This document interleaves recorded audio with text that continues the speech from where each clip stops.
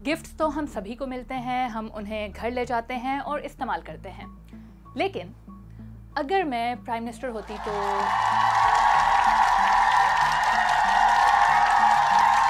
मैं ये गिफ्ट अपने घर नहीं ले जा सकती थी और मुझे इन्हें एक ख़ास डिपार्टमेंट में जमा कराना पड़ता, क्योंकि ये गिफ्ट तो गवर्नमेंट ऑफ पाकिस्तान की प्रॉपर्टी होते। इसी डिपार्टमेंट को तोशाखाना या स्टेट रिपोजिटरी कहा जाता है। तोशाखाना एक ऐसी जगह है जहां गवर्नमेंट फंक्शनरीज यानी president, prime minister, cabinet ministers, military officers और तमाम सरकारी मुलाजमीन मुख्तलिफ ममालिक से मिलने वाले तोहफ़े जमा कराते हैं। इन गिफ्ट्स में आमतौर पर महंगी घड़ियाँ, गोल्ड और डायमंड की ज्वेलरी, डेकोरेशन पीसेस, सिवेनियर्स, क्रॉकरी और कालीन वगैरह शामिल हैं।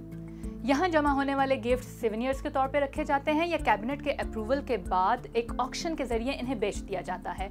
इस ऑक्शन में आम लोग भी ये गिफ्ट खरीद सकते हैं, लेकिन इन गिफ्ट पर पहला राइट उसी शख्स का होता है जिसको ये तोहफा मिला होता है। मसलन अगर आप मिनिस्टर या प्राइम मिनिस्टर हैं और आपको कोई तोहफा मिला है तो आप उसकी एक टोकन मनी जमा करवा के वो गिफ्ट अपने घर ले जा सकते हैं।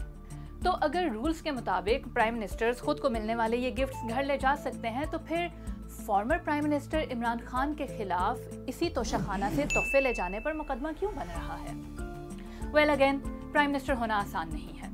प्राइम मिनिस्टर को इनफैक्ट तमाम पार्लियामेंटेरियंस को हर साल के आखिर में इलेक्शन कमीशन में अपने एसेट डिक्लेयर करना पड़ते हैं। अब रूलिंग अलायंस ने रेफरेंस फाइल किया है कि इमरान खान ने as prime minister election commission में सबमिट कराए गए डॉक्यूमेंट्स में इन गिफ्ट को एसेट के तौर पर डिक्लेयर नहीं किया, इसलिए उन्हें भी आइन के उसी आर्टिकल के तहत डिस्क्वालीफाई किया जाए जिसके तहत फॉर्मर प्राइम मिनिस्टर नवाज शरीफ को अपने बेटे से ली गई सैलरी डिक्लेयर ना करने पर डिस्क्वालीफाई किया गया था। इमरान खान पर इल्ज़ाम ये नहीं कि उन्होंने तोशाखाना से तोहफे लिए, उन पर इल्ज़ाम ये है कि उन्होंने ये तोहफे लेने के बाद उन्हें डिक्लेयर नहीं किया। और अगर ये इल्ज़ाम साबित हो जाता है तो Imran Khan former prime minister Nawaz Sharif की तरह सारी ज़िंदगी के लिए पार्लियामेंट्री पॉलिटिक्स से आउट हो सकते हैं, यानी वो इलेक्शन नहीं लड़ सकते, पार्लियामेंटेरियन नहीं बन सकते, हत्ता कि किसी सियासी पार्टी के मेंबर भी नहीं बन सकते। इमरान खान पर जिन गिफ्ट्स को डिक्लेयर ना करने का इल्ज़ाम है उनकी तादाद 100 से 200 के दरमियान है, जो उन्होंने फिक्स्ड प्राइस अदा करके ख़रीदे।